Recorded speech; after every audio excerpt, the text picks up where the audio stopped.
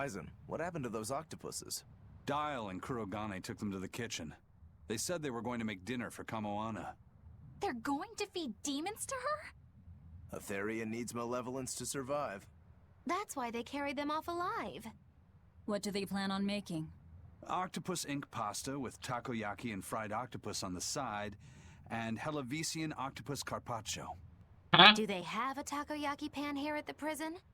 Kurogane hammered one out with some iron, along with a large pot for the pasta. Still looking like that?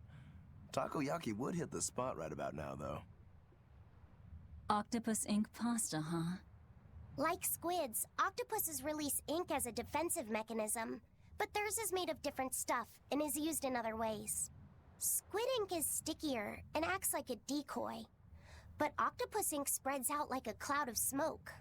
But squid ink has 30 times the savory flavor, so octopus ink isn't used in pasta all that often. Luffy told me the same thing. He said that's why octopus ink pasta isn't very good. Luffy said that? Yeah, so I ended up not making it for him. But I wonder... I guess it doesn't matter, since I can't taste it now. I'll taste it for you then. So make me some octopus ink pasta sometime, alright? Alright, and I'll be sure to make some that doesn't come from demons. Okay, how many skills are you gonna throw at me? Okay, I get it that this is part of the story, but now I kinda get it why the comment is that there are too many of them. Hey, who did Aizen send that letter and cooking pot to, anyway? I don't want to think about it. That walloping still stings. You've got to be curious, though, right? Maybe. It was serious stuff. Whoever it is must be important to him. A lover, maybe? Aizen's lover. A child wouldn't be happy with that cooking pot, and a man wouldn't want it wrapped up so pretty. A young woman with Aizen's tastes, then. He'd be bound to fall for a miraculous match like that, right? I don't know. I bet she's that girl with the yellow umbrella. You really have a thing for her, don't you? I do not. That's not what I mean. Then pray tell, what do you mean? Huh? Eavesdropping, Eleanor? How unseemingly rude of you. Besides, Luffy said is free to like whomever he chooses. You're one to talk about eavesdropping, Moggy Lou. Anyway, it's just that the sunflower design on the wrapping reminded me of her. Now that you mention it, but does it really matter? He has someone to write to in any case. True. I can't help but feel a bit envious. What a nice way of summing it up, Velvet. So you were eavesdropping too, then? Oh, come on. Oh, boy. Okay, let me just 1 second just to do one thing because I kind of forget it already. No. Oh, come on. How they managed to fit 3 things on him? I guess the mustache. Depending how the catching is go with the mustache, I'm gonna maybe change it. But yeah, this is the canon look. Say, what do you think about Aizen? Oh, so that's the kind of guy you're into, Huh. Not what I'd expect, but... No! I just feel there's something different about him. The way he picks presents, the objects that catch his eye. Oh, is that all? Boring. No kidding. All men have some kind of particular interest, big or small. I suppose that's true, but he seems a bit, shall we say, overly obsessive? Now that you mention it, he does have a tendency to ramble on about various topics. And it's not just the items he collects. There's more to it? Every weekend, he eats curry for dinner, and every time we go into port, he docks at the 3rd bollard. Come to think of it, I heard the galley crew complaining that he always needs his pasta cooked exactly the right way. And when he needs a new outfit, he always goes to the same tailor and returns with identical clothes and boots. It all has to be exactly the same size and in exactly the same color. Turtle says he's very nitpicky. Sounds like he's not so much picky as he is a pain in the ass. But I do see a different side of him now. I thought pirates were all rough and filthy, but it seems they can be quite meticulous. Not much of a reassessment.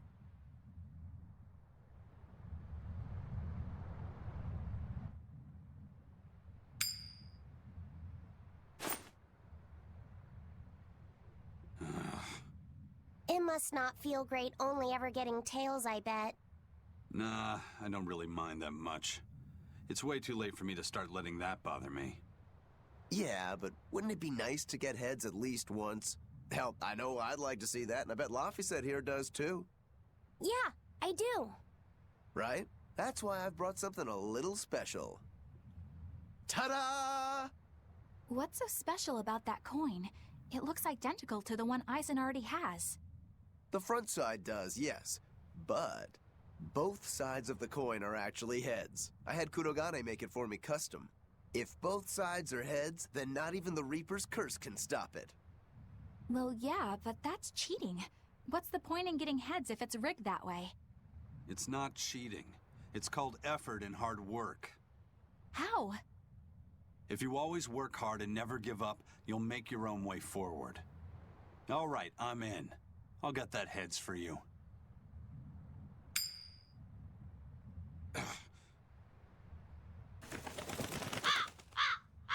What the? What? That crow just flew off with the coin. Those birds are attracted to shiny objects, I suppose. Damn it! I can't even win against a crow. Don't sweat it. I figured something like this might happen, so I had a backup ready. Go on, give it a shot.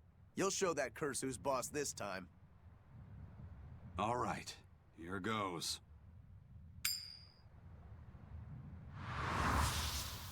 What was that? I don't believe it! Now Prince Percival's griffin's gone and eaten the other coin right out of the air! That was a griffin? Hey! Not to worry, I've got a spare backup. It's time to put that curse on notice. How many you got? How many you made?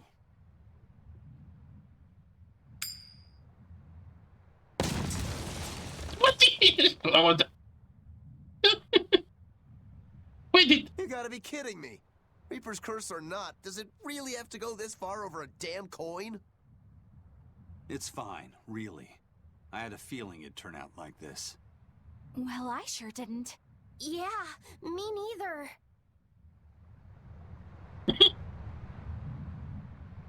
Man, this was a skit.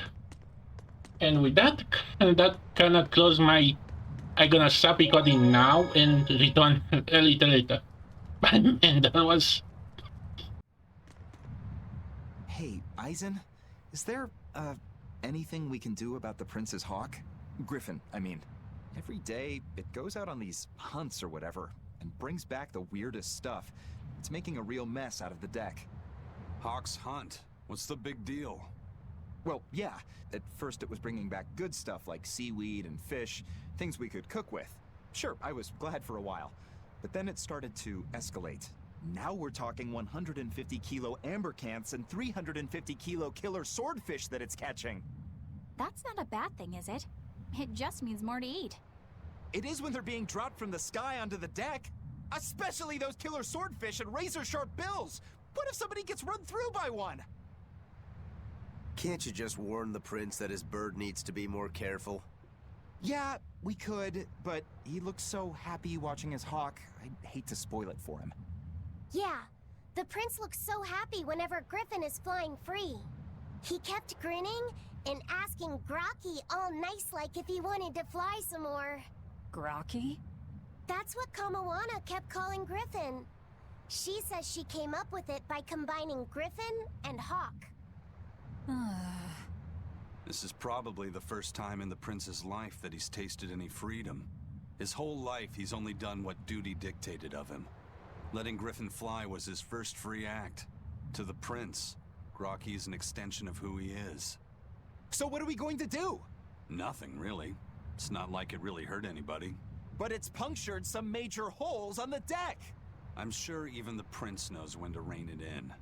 Let him have a little fun. He deserves it. I don't know about all that. I'd say the prince is letting his newfound freedom get the better of him. Hey, I was just up on deck and it looks like Griffin's caught an elephant tuna this time. An elephant tuna? That's the really big tuna that can swallow a killer whale whole, right? That almost sounds like a demon to me. Yep, huge fish, gills like elephant ears. I saw it myself. From the looks of it, I wouldn't be surprised if it was a demon. It's crazy valuable. On a good day, it can fetch 20 million gold on the market. But there's something ominous about seeing it hovering in the air above the ship. 20 million gold? I take back everything I said. The Prince and Griffin can do whatever they want. Did she say above the ship? Oh, hell. Benwick, we need to stop Prince Percival. Aye, aye, sir. Hey! Don't drop that on the deck! Are you listening to me?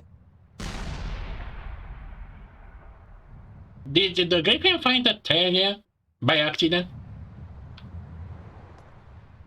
No, the ship is still here. Oh, you're still here. May I ask you a question? What? You're an Earth Moloch, yes? Why live on the sea when your kind sinks in water? I live on the sea because I'm an Earth Moloch. I'd be curious to hear more. Ifrid used to go on about how we should accept what we were born with. But one time he joked about the idea of a pirate who couldn't swim, and he laughed and laughed. I wanted to clobber him right then and there, but it wouldn't have changed the fact that I can't swim. I didn't want some predestined elemental affinity to control who I was. Instead, I underwent tough training to overcome it. Well, I guess that's one way to approach it. Did this training of yours bear any fruit?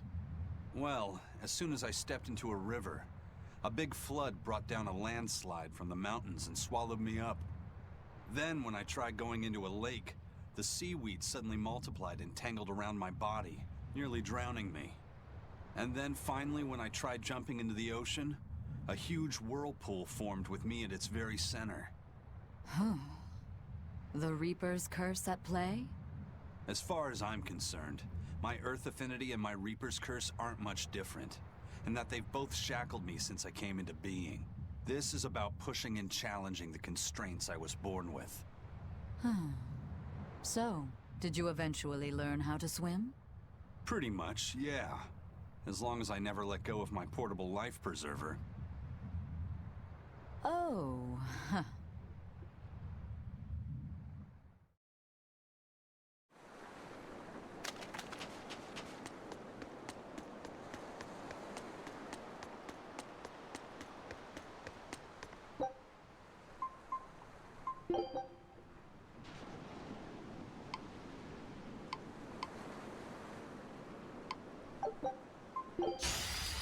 We can do this!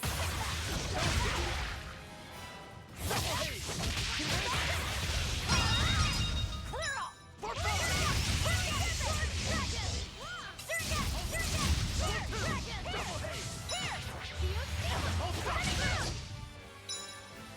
Gaze upon my fire shield!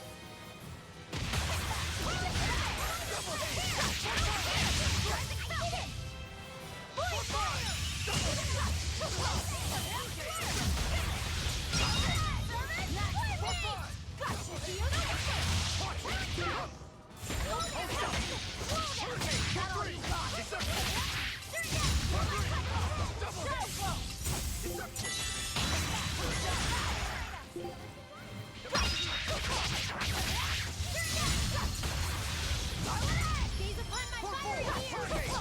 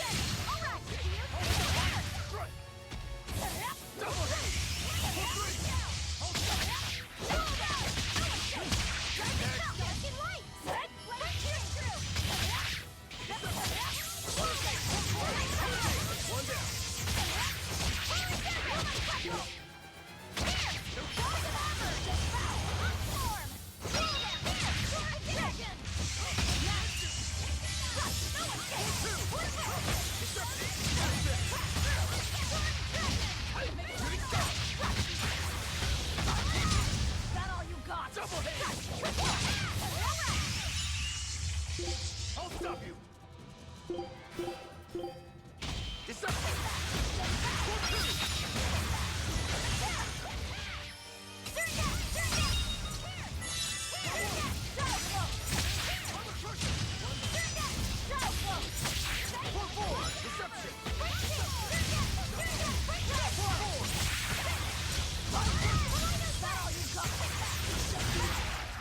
Here it comes!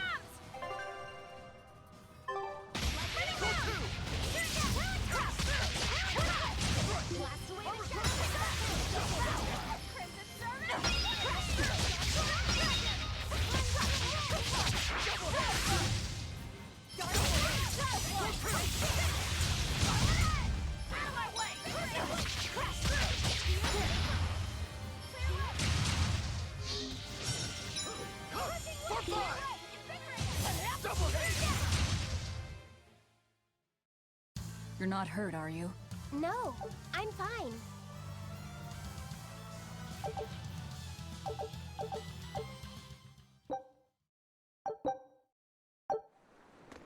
Well, this was something.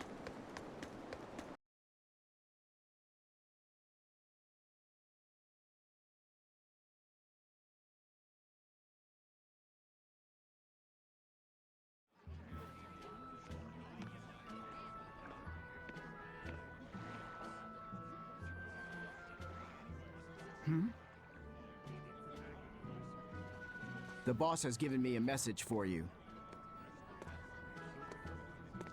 Says there's some sort of nasty demon running around in the Aldina Plains, to the east of Logris. She thought it might be the one you're looking for. Wasn't the Eastern Highway closed off from Logris? That was only temporary. It's back open now. If you follow the road, you'll reach Stonebury Village. There you'll find one of ours who actually saw the demon. You want to know more? That'd be a good place to start. Got it. Hey, that's the same direction I sensed. Give Tabitha our thanks.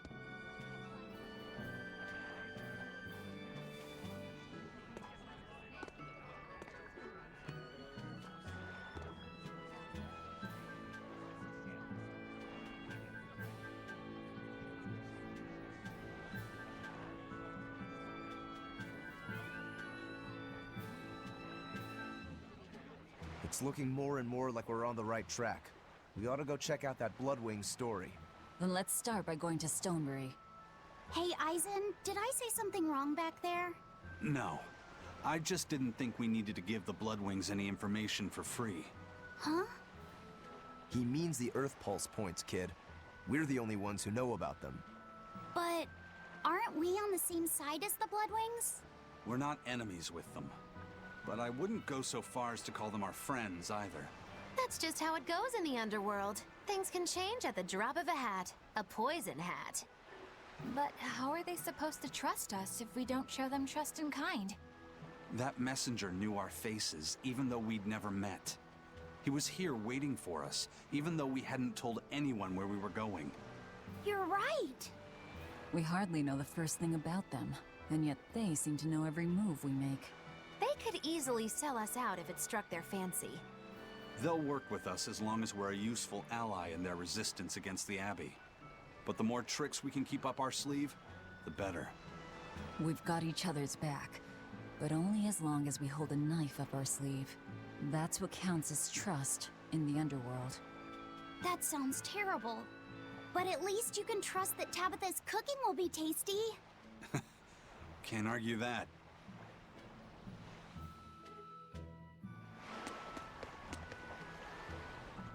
This is everyone's first time to Stonebury, right? Why was it blocked off? Demons? No, there was a great tornado on the Aldina Plains that swallowed up a whole merchant caravan. Hundreds gone in an instant. The cooling of the climate is causing bouts of odd weather. Thunderstorms, heavy downpours, and the like. Correct. The Abbey is keeping a tight guard on traffic through the affected areas. If it's open now, that must mean the tornado is gone. I wonder what sort of place it is. It's quite lovely. In the vast forest to the east, you can find gemstones, and it's teeming with rare plants and insects. The locals trade only as much meat and hides as they need, and they live peaceful, quiet lives. You sure know a lot about this place. It's where the Norman he first fell in love with grew up. Yeah! Please don't embarrass me. Though we are apart from each other now, our hearts are still as one.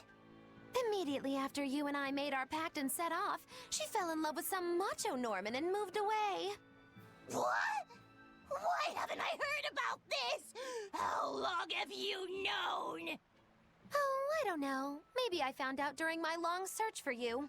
Or maybe it was right after we left. I remember leaving something in the village and going back to... Oh well, not like it matters. It does matter! There's no sense in crying over a fickle girl. Come, Stonebury awaits. Let's get started. Disruption! No escape!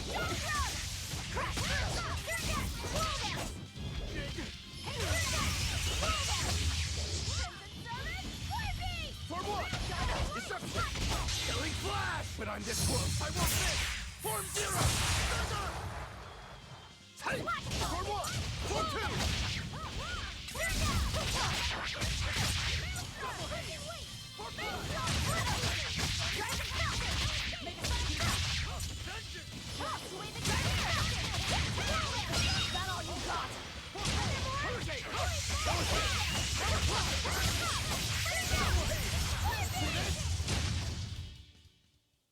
Not bad. You too. I think I've finally gotten used to it. Used to what? Your powers. I think I've finally got a handle on them in a way that feels right. That's good. Hopefully you won't faint anymore. Yeah, and I'll keep learning too. I hope we can make this work out. Yeah, definitely. Fingers crossed. What's wrong? Nothing. Hey! When you and Eleanor made your pact together, she gave you a true name, right? Was it a good one? True name? What's that? It's a special name in the ancient tongue given to a Moloch as a necessary step in forming a pact with a human. I gave Bienfu the name Fushi-Cass. It means thing. That's pretty messed up. It's just my own little way of showing affection. So what kind of name did you get, Laphicet? What's the matter? She didn't give you a really weird name like Magilou gave Bienfu, did she? If you're not happy with it, I can talk to Eleanor about it later. So go on and tell me... I'm fine with it. And I can't tell you anyway. Well, you don't have to get so worked up about it. A true name is not something a Moloch just casually divulges to others. They carry a special meaning to us. Speaking it to anyone other than our Pact Keeper carries a special meaning. Between comrades, it means we trust them with our lives. In other cases, it's... Practically a confession of love! Huh? You could have said something sooner, you know. Laphicet's at a delicate age. You should be more careful in the future. He's here, he's a brave face. It's just another way of showing affection. I'll end this quickly. And thank you. I just got attacked.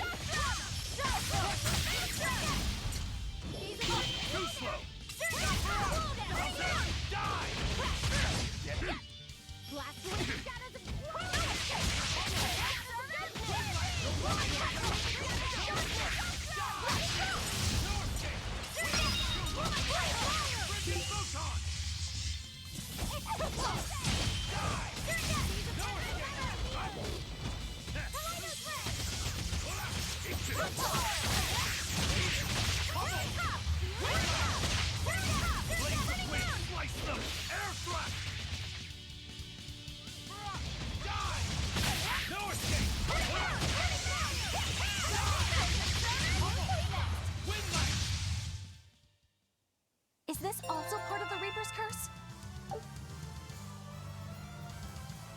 It's an angel's blessing as long as we win.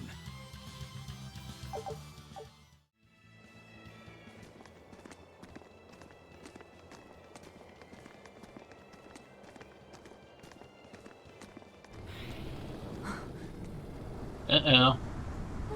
Oh boy, a dragon. Dragon.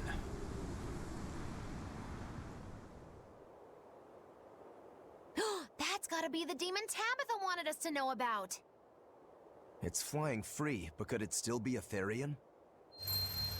I just felt an Earth Pulse point. It's that way, somewhere near the top of that mountain. Let's check it out. Oh boy, a mountain. Dungeon.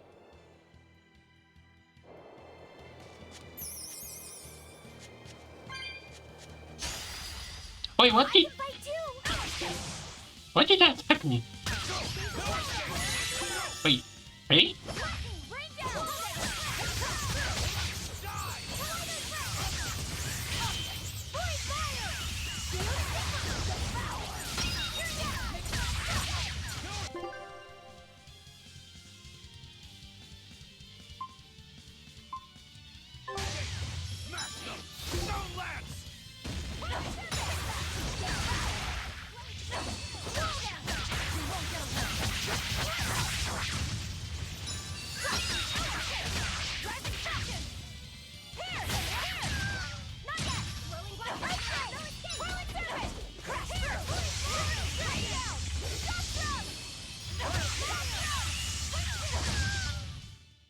I hope I did a good job.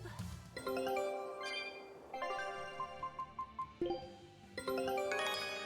knew this. Here! This is the Earth Pulse point I've been feeling. No Therian and no barrier. I must have gotten it wrong again. I wouldn't be so sure of that. That dragon could well have broken its barrier. Or it might have been too powerful for the Abbey to subdue. You could be right. After all, dragons make for the strongest demons. The problem is, we don't know if it's a Therian or not. Yeah. Let's stick with the plan and head to Stonebury to gather more information. Am I the only one here who thinks the real problem is how we're supposed to fight a frickin' dragon?